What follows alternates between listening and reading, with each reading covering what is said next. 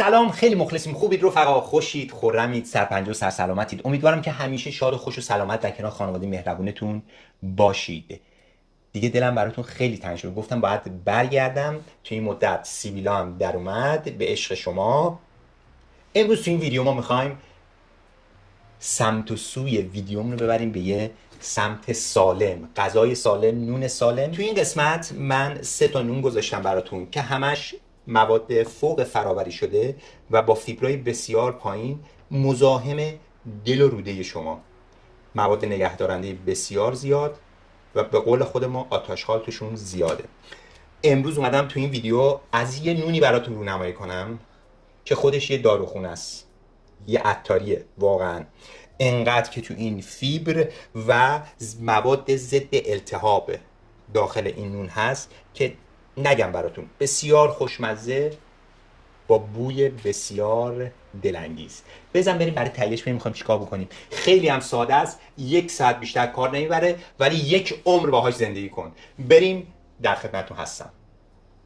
دوستای عزیز، در ابتدا من 120 گرم دانه کتان دارم اینجا که این دونه کتان نگم براتون مثل یه داروخونه است، حاوی امگا 3 از نوع ALA که یه ضد التهاب بسیار قویه. وقتی که با آب مخلوط میشه مثل ژله میشه و باعث میشه که تمام موادی که شما استفاده میکنید داخل این کراکر یا نون خشک به هم بچسبه و کاملا این قضیه‌ای که ما داریم انجام میدیم گلوتن فریه.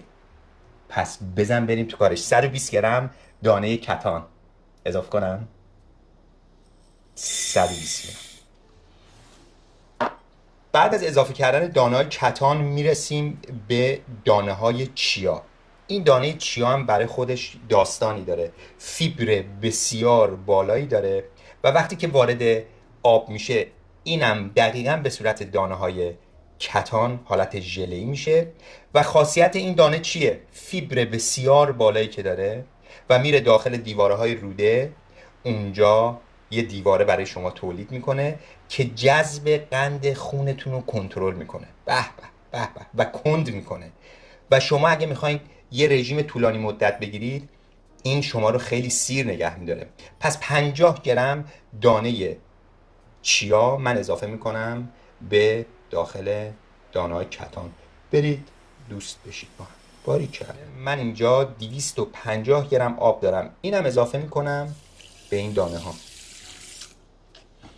یه همه کوچیک میزنم، میذارم تا دانه ها به صورت ژله‌ای خودشونو باز کنن در عرض 10 دقیقه. بریم تا 10 دقیقه استراحت دانه ها و برگردیم. با ما همراه باشید. برگشتیم بعد از 10 دقیقه و دانه های ما میبینید کاملا ژله‌ای شده و به هم چسبیدن. من الان میخوام 250 گرم دیگه دانه به این اضافه میکنم. ترکیبی از کنجد و تخم کدو و تخم آفتابگردون که اینا هم برای خودش اصلا خاصیت‌های خودشو داره. من اینا رو اضافه میکنم. شما از هر دانه‌ای که خواستید به اگر پیدا کردید توی بازار و دیدید برای سلامتی و بدنتون خوبه میتونید به این اضافه بکنید. بعد از هم زدن مواد یعنی دانه ها به صورت کامل، من اینجا کارم تموم نمیشه، تازه میخوام ادویه به این اضافه کنم. ادویه‌ای که میخوام بهشون اضافه کنم، من اینجا سیاه دونه دارم که اینم برای خودش خیلی خواص داره، تقویت سیستم ایمنی داره، تنظیم قند و چربی خون، اینم ضد التهابه و الا ماشاءالله واقعا این دونم برای خودش کارایی بسیاری داره. و پودر سیر دارم اینجا من، اینم یه قاشق چای خوری میزنم. اینم ضد التهاب، استرس رو کم میکنه و اصلا نگم براتون آنتی اکسیدان بسیار قوی داره. برای خودش یه کتاب پزشکیه، چی بگم دیگه. اینم اضافه میکنیم به این موادتون. ادویه بعدی که میخوام استفاده کنم یه قاشق چای رازیانه است که این برای خودش یه عطاریه خانم آقایون که باعث میشه که عضلات دستگاه گوارشتون رو حالت نرم میکنه. برای نفخ معده بسیار عالیه که ما اضافه میکنیم به این مواد. و نمک به اندازه میزان کافی. مواد رو من دوباره هم میزنم با هم.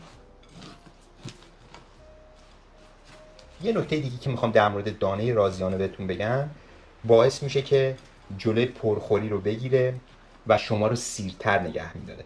پس این دانه رازیانه رو اصلا فراموش نکنید. تو غذاهاتون هم سعی کنید بزنید، برای نفخ معده بسیار عالیه. بعد از هم زدن موادتون، اگه احساس کردید موادتون یه ذره سفته، میتونید از کمی آب استفاده کنید. من از کمی آب باز استفاده میکنم توی موادم و کمی روغن زیتون. مقدار آبی که من زدم با روغن زیتون تقریبا 2 عدد قاشق غذاخوری الان تو این آب اضافه کردم برای شل کردنش. زیاد آب نزنید. و 1 قاشق غذاخوری روغن زیتون زدم و ببینید مایه من کاملا شل و لطیف شد. بسیار عالی، مثل یه خمیر.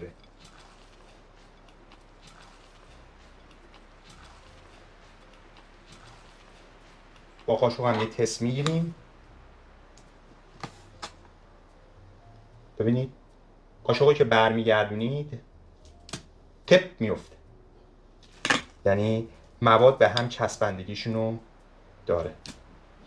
به این حد که رسید عالیه، یعنی شلترش دیگه نکنید. بریم برای بقیه کار. قبل از اینکه مواد من بریزم کف سینی فر، من فر رو روشن میکنم. فر بالا پایین همزمان روشن به 200 درجه سانتیگراد. اگر فر کانوکشن دار دارید که داخلش فن داره، رو 180 درجه هم کفایت میکنه. بریم پهنش کنیم تو سینی. رو میخوام چیکار بکنیم. قبل از اینکه کاغذ فر رو بذارید روی سینی فر، من اینجا یه 2 قطره از این روغن زیتون میریزم کف سینی فرم. یه اینجوری با انگشت ماساژش میدم که کاغذ بشینه روی سینی فر و روغن زیتون رو میریزم روی کاغذ. با دست یه ماساژ کوچیک میدم تمام جای کاغذ سینی فرمو. قبل از اینکه من اینو بذارمش روی سینی فر یه مزه میکنم. اگه احتیاج به کمی نمک داشت میتونید نمک هم بزنید داخلش، اونایی که دوست دارن طعم موادشون بیاد بالاتر. بعد از اینکه نمکش تنظیم کردیم سری میره توی سینی فر. نذارید زیاد بمونه رو میز کارتون، باعث میشه که تمام آبتون جذب این دونه های چسبنده میشه و موادتون سفت و سفت‌تر میشه و باز کردنش سخت‌تر میشه. من میارمش کف سینی فر به همین راحتی و شروع میکنیم به باز کردن موادمون. کاملا خیلی راحت هم باز میشه، اصلا کار سختی نیست. 2 تا نکته داره این باز کردنش، این که باید ضخامتش کاملا یکسان باشه و سعی کنید هیچ سوراخی داخل موادتون نباشه و هرچه نازکتر زیباتر. بعد از باز کردن موادتون داخل سینی فر، روغن زیتون خیلی کم میریزم روش و شروع میکنم با همین قاشق لیسکم یه دونه ماساژ یواش میدم روی موادم که اینم میشه یه لایه محافظتی روی مواد موقعی که میره داخل فر و خوشمزه ترش هم میکنه دیگه. قبل از اینکه بریم بذاریمش داخل فر، من دمای فر رو بهتون بگم. برای فرهایی که فن ندارن 200 درجه سانتیگراد به مدت 25 دقیقه. برای فرهایی که فن دارن 180 درجه سانتیگراد همون به مدت 25 دقیقه. و بعد از 25 دقیقه اولی فر ما دماش میاد پایین تر. برای فرهایی که فن ندارن دما میاد رو 185. برای فرهایی که فن دارن دما میاد رو 165. باز هم به مدت 20 الی 25 دقیقه که کاملا نونتون ترد بشه. ببین من کی بودم کی هستم. بریم بزنیمش داخل فر ببین چیکار میکنیم. طبقه وسط فر من میذارم، فر بالا پایینم همزمان روشن. بریم به مدت 25 دقیقه دیگه برگردیم و دمای فر رو دوباره جابجا میکنیم. با ما همراه باشید.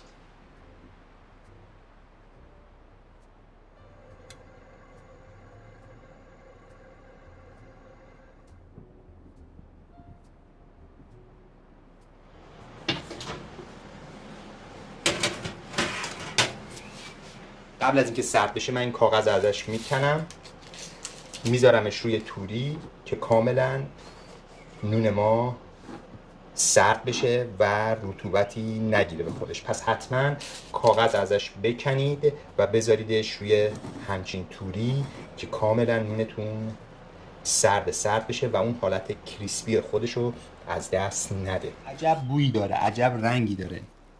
اینم از صدای جلیز و ویلیزش.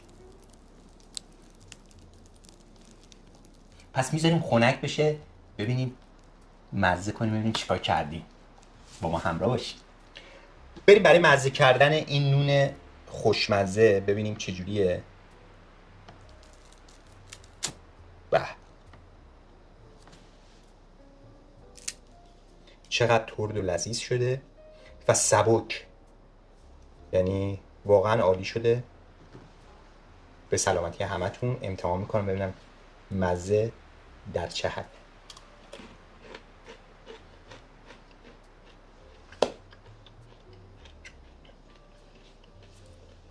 10 از 10.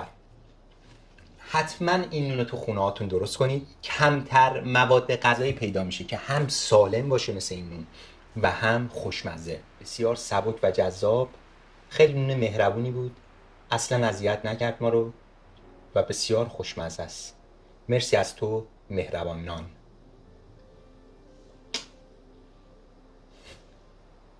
چیزای خوب باید ازشون تشکر کنید. تو خونهاتون درست کنید، لذتش رو ببرید. لایک و سابسکرایب یادتون نره.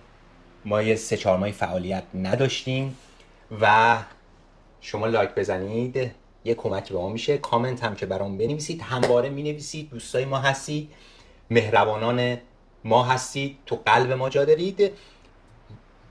زنگوله رو هم بفشارید، کامنت هم همین کارهایی که میکردید و انجام بدید. تا یه برنامه دیگه، تا یه کار جدید دیگه، تا یه آتیش‌بازی دیگه. خدا نگهدار.